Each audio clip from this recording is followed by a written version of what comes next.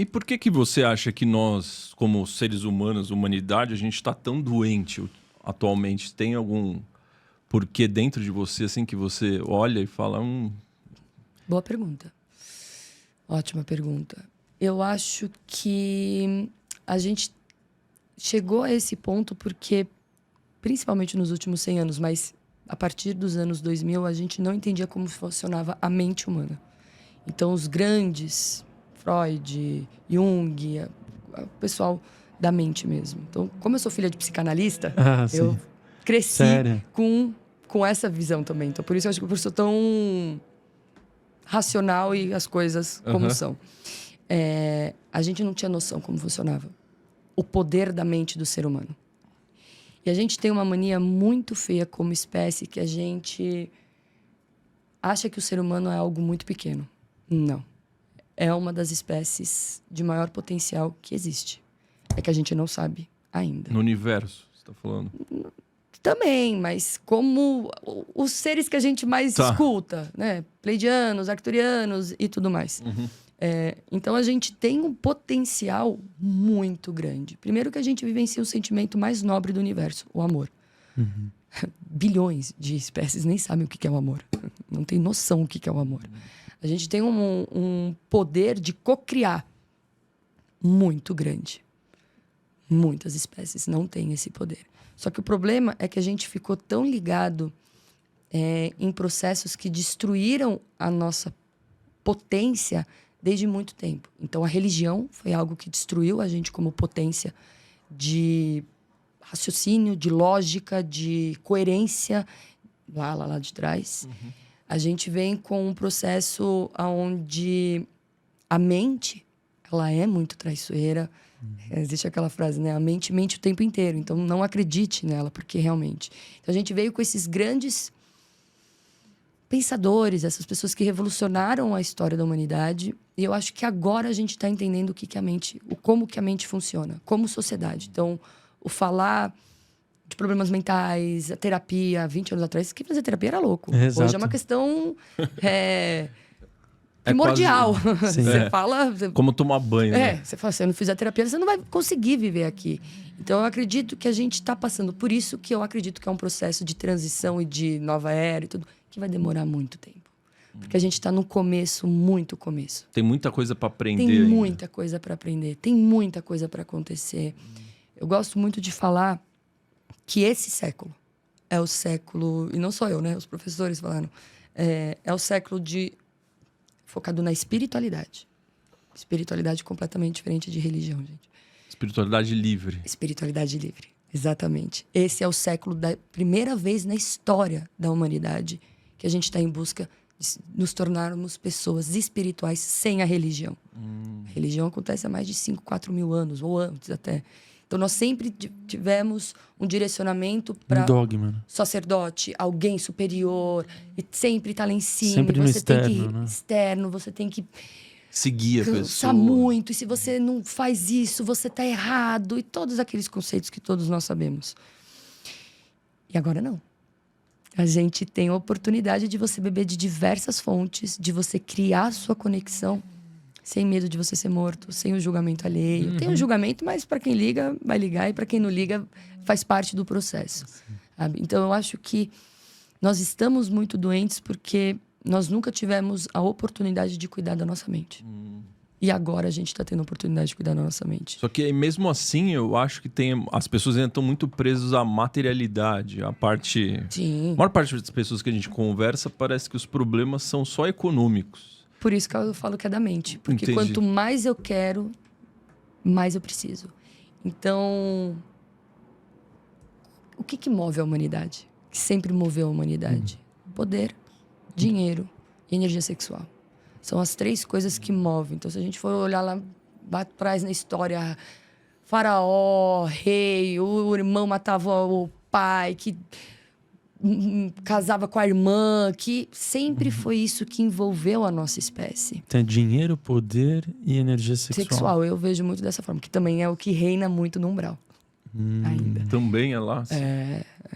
vem de lá para vir para cá, né? Quando você fala de energia sexual, você está se referindo a... Eu tô falando da energia da criação mesmo. E daquilo que se cria e do quanto ela acabou sendo deturpada ao longo da nossa sociedade, ao longo da nossa história, para algo, seja para você unir impérios, seja para você fazer uma criança acontecer da pior coisa que existe que um ser humano pode fazer. Então, a gente adentra nesse assunto? Pode, vamos lá. Tá. A gente nunca teve uma quantidade tão grande de casos de abuso sexual infantil. Se no físico é dessa forma, como é que vocês imaginam que é no espiritual? No espiritual também. Se começa lá, né? É uma coisa muito complicada. Não é que, gente, não é que isso acontece com as crianças lá, mas é um movimento muito grande de coisas ainda que a gente do lado aqui, a gente não conseguiu ter uma conclusão realmente como funciona, que é um processo de estudo que a gente está fazendo há um bom tempo aqui, de casos, de aulas e tudo mais. Mas é essa energia sexual. Essa energia sexual que foi completamente deteriorada e é a mais potente que tem. A gente só está aqui por conta de uma energia sexual. Exato. A gente só está aqui porque uma pessoa gozou e estamos aqui por conta disso. Então, é algo mais potente. Então, a partir do momento dessa energia, ela cria uma vida. Imagina o que ela consegue criar se ela é utilizada por uma forma de manipulação. Porque existem seres que sabem muito bem manipular energias, os grandes magos, essas coisas. São coisas complexas. São coisas bem complexas. Então, eu acho que é por isso que a gente nunca esteve tão doente. Porque a gente entrou num parafuso interno. E, obviamente, que a internet... O problema não é a internet. O problema não é a inteligência artificial. É como o ser humano utiliza ela. Tá usando.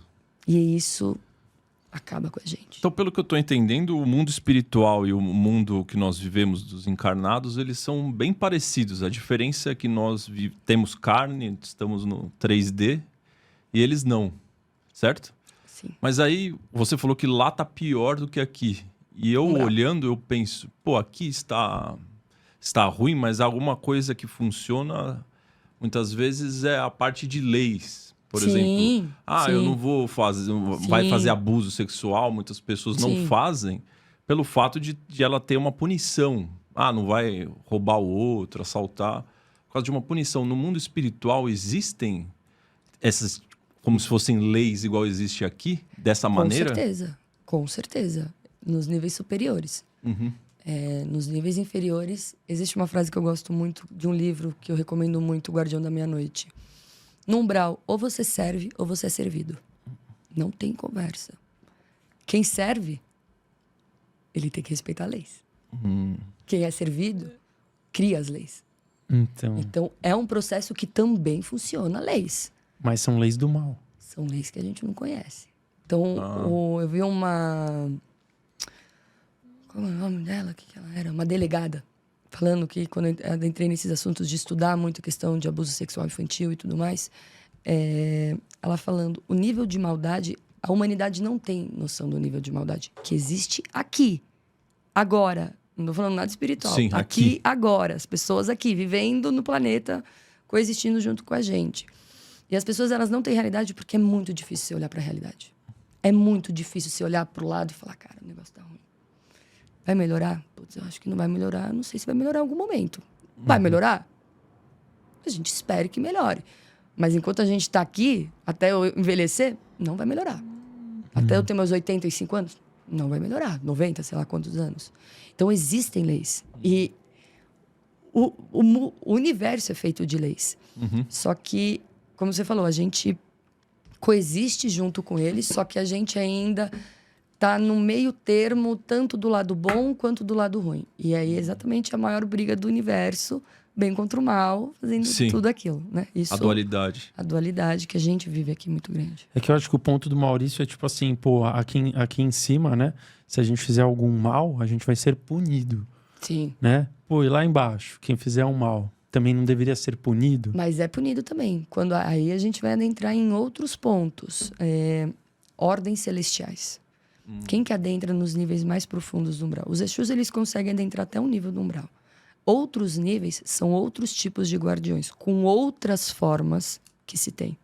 Porque quanto maior a densidade, maior é o nível de camuflagem, de proteção que você precisa ter exatamente para que esses seres não venham tanto para cá, ou eles nem saem para outras órbitas. Não te atinge. Para outras órbitas, Então, existem os grandes guerreiros de São Miguel. Os guerreiros de São Miguel Arcanjos é uma legião de bilhões de espíritos. Que eles vão no umbral. Que Tipo eles vão exército. É um exército. É um grande exército. Do bem. Muito do bem. É o grande exército do bem universal. Certo. São bilhões e bilhões e bilhões de espíritos que, quando a situação fica muito séria, eles adentram. Como eles, existem outros, com outros nomes, com outras coisas. Então, existe um nível de maldade que ela é sustentada até um ponto. Passou daquele ponto, tem que ter uma intervenção. E é aí que entra quem manda na Terra. Quem manda na Terra é Jesus Cristo. Ele é o grande governador da Terra. Então, quem precisa dar permissão para muitas coisas é ele. Não é quem trabalha para ele. É ele que precisa dar permissão. E aí as pessoas perguntam, Mariana, então por que ele não permite que acabe com toda a maldade? A mesma coisa que a gente vive na Terra. Como é que então não acaba toda a maldade? A gente está falando de quantidade de seres, de bilhões e bilhões e bilhões de pessoas. Tanto físicas quanto espirituais. Então, é um processo longo, sabe? Então, quando a gente fala que zonas do umbral estão sendo esvaziadas, não. Algumas zonas do umbral estão sendo esvaziadas desses magos, desses seres, por Arcanjo Miguel, sobre ordem de Jesus Cristo. Sabe? Como que seria ser esvaziado? Pegar esse espírito, colocar e levar ele para outro planeta. Para outra dimensão, para outra esfera. Exilados, sabe? E aí a gente entra em alguns pontos. Eu acho que a gente não tem noção como humanidade. Real, eu acho a inteligência artificial incrível para muitas coisas. E eu acho que ela vai dar oportunidade para uma pessoa tetraplégica andar. Eu acho que coisas que vão vir a acontecer. Para agora parece que é algo impossível. Cegos enxergarem. Impossível, mas vai chegar um momento que isso vai ser possível. Só que ela também vai vir com algo muito sério, que a gente também não tem noção. A gente não tem noção do que está por vir. O controle? Não sei te falar, mas eu acho que a gente vai entrar num processo muito difícil da humanidade. Mesmo. E é por isso que cada vez mais a gente vai escutar que Jesus está voltando. E ele tá ou não tá? Para mim, não. Não? Para mim, não tem sentido nenhum ele voltar. Eu acho que o trabalho que ele veio fazer depois de 2000 anos é exatamente isso que a gente está fazendo. É entrar num processo de acender a centelha divina. Todos temos a centelha divina dentro de nós. E cada um vai encontrar a sua maneira de acender ela. Não vai existir uma regra. Alguns vão pela religião, outros não vão precisar da religião, outros não vão querer nem religião nem espiritualidade, mas vão ser pessoas boas, né? Ateus. Pessoas boas fazendo bem. Então eu acredito que a centelha divina é a coisa mais importante da mensagem de Jesus Cristo. Para mim, essa é a verdadeira volta dele. O que seria centelha divinas? A centelha divina dentro de nós. Esse processo da gente ser o todo. E, ao mesmo tempo... De expandir a consciência? De expansão, do eu superior, de uma conexão maior com a nossa essência. Né? Com aquilo que a gente tem de mais bonito. Aquilo que a gente tem de mais real. Sabe? Então, para mim, não faz o menor sentido ele voltar. E se a gente olhar, as religiões monoteístas estão esperando exatamente isso. Um grande salvador que venha a segunda vez, ou para os muçulmanos que Jesus volte. Para os judeus que chegue. O verdadeiro. E a gente sempre vai colocando para o outro. Então, a responsabilidade para o outro. Então, Jesus vai voltar. Mas e se ele não voltar? O que vai acontecer? A gente vai ter que lidar com as nossas próprias consequências. Então, a gente não está vivendo o apocalipse como... Eu acho alguns acreditam. Para muitas pessoas isso vai ser apocalipse. É que para mim eu não acredito nisso. Né? Eu acho que a gente já viveu vários tipos de apocalipse na história da humanidade. E a gente vai viver um grande apocalipse. Nos próximos anos. Nos próximos, quando máquinas e humanos vivenciarem juntos. Em conjunto. Quando comprar um robô vai ser a mesma coisa do que comprar um carro. Eu acho que ali vai ser um marco da história da humanidade. Vou perguntar para vocês uma coisa. Vocês acham que a gente vai viver 5, 6 mil anos depois de Cristo? Ou vocês acham que vai existir um marco, vai dar um reset na história da Terra e vai existir uma nova contagem? Eu acho que não. Eu acho que vai ter um reset. Você acha que a gente vai viver 10 mil anos depois de Cristo? Não, ao contrário. Eu acho que uma hora vai acontecer alguma coisa que a gente vai começar a contar de novo. De novo, um reset de Isso. algo de novo. Então, eu também acho que vai acontecer isso. E eu acho que é aí que muitas coisas vão acontecer. Mesmo. Que a gente não tem ideia. Aí a gente não tem ideia. Mas para muitas pessoas, o momento que a gente tá é um apocalipse. Com certeza. Para muitas pessoas isso vai ser apocalipse. Porque se você vê na Bíblia, como eles explicam o Apocalipse, bate muito com as coisas que a gente vive hoje, né? Porque ela é temporal. Ela batia lá atrás, no começo do cristianismo. Ela bateu depois na queda do Império Romano. Ela depois bateu Revolução Francesa. Ela vai bater em várias épocas. Porque ela consegue conversar com várias épocas. Que foram mini apocalipses. Que foram apocalípticas dentro daquele contexto, dentro daquela história. Né? Então, mas para vocês dois aí que falaram que vai fazer a recontagem, se parar para pensar, esse 2025 que a gente vive, isso é mais algo do Ocidente, né? Exato. Se você pegar um judeu, ele está comemorando aí no Ano Novo Judaico 5.000 e tralalá. O japonês, o chinês, ele não tem essa contagem. Sim. Então, eu acho que, tipo assim, na minha visão...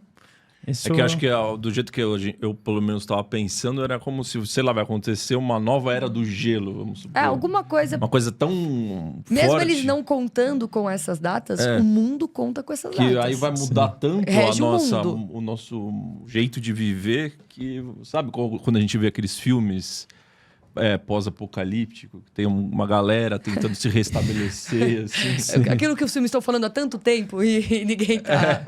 Não sei se a gente chega a esse nível de apocalipse, não, eu espero muito que não, mas eu acho que a gente vai passar por coisas assim realmente muito desafiantes. É por isso que eu falo para as pessoas: estudem mais do que nunca. Criem coerência, lucidez, criem raciocínio lógico. Não acreditem, cada pessoa vai falar a sua história, a sua verdade. Eu acredito que a gente só pode verbalizar aquilo que a gente tem como experiência e vivência, quando eu tô falando uma questão espiritual, né? Quando eu vivencio algo, aí eu acredito naquilo. Se você está me contando algo e eu não vivenciei, eu vou estar ouvindo a sua história. Sim. Né? Então, eu acho que quanto mais as pessoas se conectarem com a espiritualidade delas, mais elas vão conseguir ter um suspiro ao meio ao caso. Essa é muito a minha filosofia de vida. É na espiritualidade que a gente vai encontrar o respiro. Então, você vai olhar o teu trabalho, a tua vida, as tuas coisas. Cara, deixa eu sair daqui.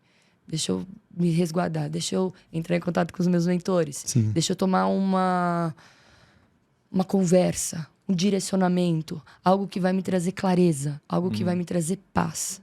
E é esse o movimento que eu acredito. E a gente trabalha muito para trazer essa espiritualidade autônoma. Mas então você enxerga alguns ensinamentos de Jesus diferente do que a boa parte das pessoas enxergam? Com certeza. Eu acredito... Aí a gente vai entrar num assunto muito bom. Essa era a proposta. Né? Eu acredito que o que foi implementado não é aquilo que ele realmente falou. Eu acredito que essa também vai ser uma das grandes coisas revolucionárias que a gente vai viver.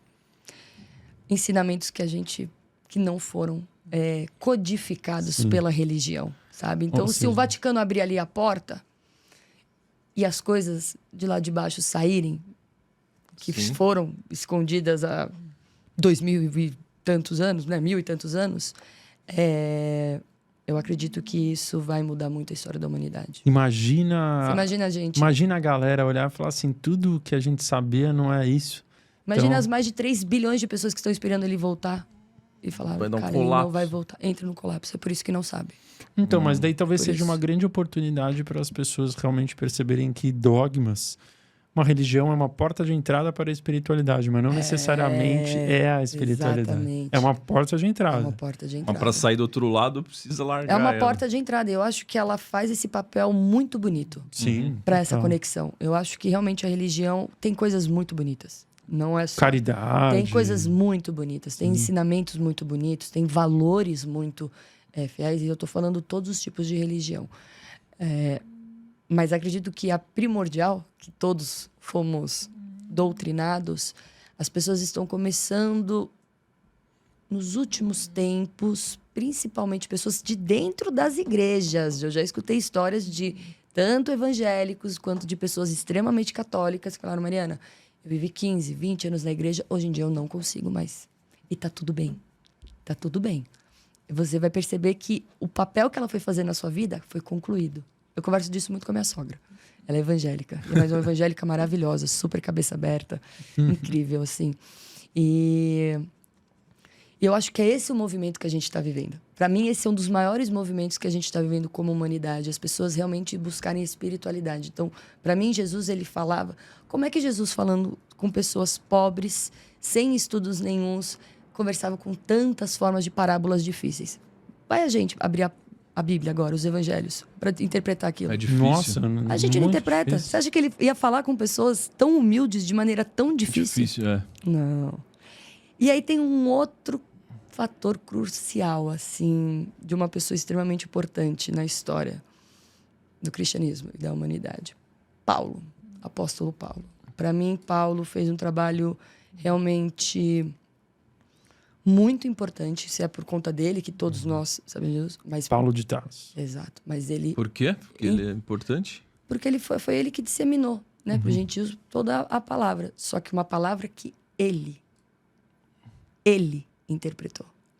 Os apóstolos não concordavam com Paulo. E Paulo se auto-intitulou apóstolo depois de ter uma admiração àquilo que ele fala. Não precisem me xingar, religiosos, mas ele fala que aquele processo que Jesus apareceu na frente dele, ele era um fariseu, e ele se converteu e pregou amor, pregou caridade, pregou coisas muito bonitas. Sim, fez um trabalho, sofreu muito em vida, muito. Mas ele trouxe outros conceitos que eu não acredito que Jesus Cristo falou. Não acredito. Não acredito que Jesus falou do pecado como foi a forma que Paulo introduziu essa forma de pecado que a gente conhece. Paulo. Que todos nós somos pecadores. Que ele morreu na cruz para salvar os nossos pecados. Pelo amor de Deus, eu não acredito nunca num negócio desse. Eu acho uma coisa... Você acha que ele morreu na cruz por qual que era a mensagem que ele estava passando? Para ele vir passar a mensagem que ele passou. E não é porque a morte dele, o Otávio, em 2025, vai continuar pecando, porque Jesus morreu pelos nossos pecados. Caramba, Se ele morreu pelos nossos pecados, por que a gente continua pecando tanto? Como que a gente tá nessa sociedade desse jeito tão egoísta, tão maluca? Caramba, Maria, assim, eu ia falar um negócio, eu não falei, a mensagem veio por energia, passou pra sua cabeça e você falou. Daí agora você acabou de falar o que o Maurício estava falando no começo pra mim, em relação ao filme que ele assistiu, ao aprendizado de que Jesus veio pra cá pra passar uma mensagem. Foi exatamente o que ela acabou de falar. Exatamente, amor, igual todos os outros Mas grandes mestres. se ele não tivesse sido crucificado... Ele veio para ser crucificado. Então, mas essa mensagem teria sido passada, entende? Ele veio para ser crucificado. Ele veio para vivenciar um tempo muito... E lá atrás, e quando eu tô falando lá atrás, eu tô falando lá atrás mesmo. Lá atrás, outras civilizações muito, muito mais antigas do que o Egito. Já sabiam que ele ia vir. Que uma hora ele ia ter que encarnar na Terra. E que ia ser essa vez. Porque a mensagem foi muito clara. O trabalho foi muito bem feito. Deturparam, mas todo mundo sabe. Todo mundo sabe que você fazer uma pessoa boa. E ele veio numa época onde a humanidade estava completamente... Perdida. Que hoje. É, muito mais. Sim. Então a gente olha para hoje, antigamente as coisas eram muito piores. Mais primitivas. Muito primitivas, em diversos pontos. Então eu acredito que Paulo, ele teve um papel bom em um sentido, mas ele pecou muito em outro sentido. E os religiosos... Não perdoaram. Não conseguem enxergar isso, porque a gente sabe mais sobre Paulo do que sobre vários outros apóstolos. Então a gente só sabe realmente sobre Mateus, Lucas, que era discípulo de Paulo, Pedro e João. E aí, por que Mesmo assim, como história, né? Se você for perguntar para qualquer pessoa na rua, não uma pessoa que está dentro de uma religião. Sim. E todos os outros. Então, assim, eu acho que... E o papel dos outros? Exatamente, o papel dos outros. Por que a gente só lê o evangelho de 4 deles? E os evangelhos foram escritos depois das cartas de Paulo. Os evangelhos, eles foram escritos depois da carta de Paulo. Por isso tem as cartas de Paulo. Eu não acho que ele achava que as cartas dele iriam se tornar uma parte fundamental da Bíblia. Então, mais de 50%, alguns falam que não, mas quase 50% da Bíblia é sobre Paulo.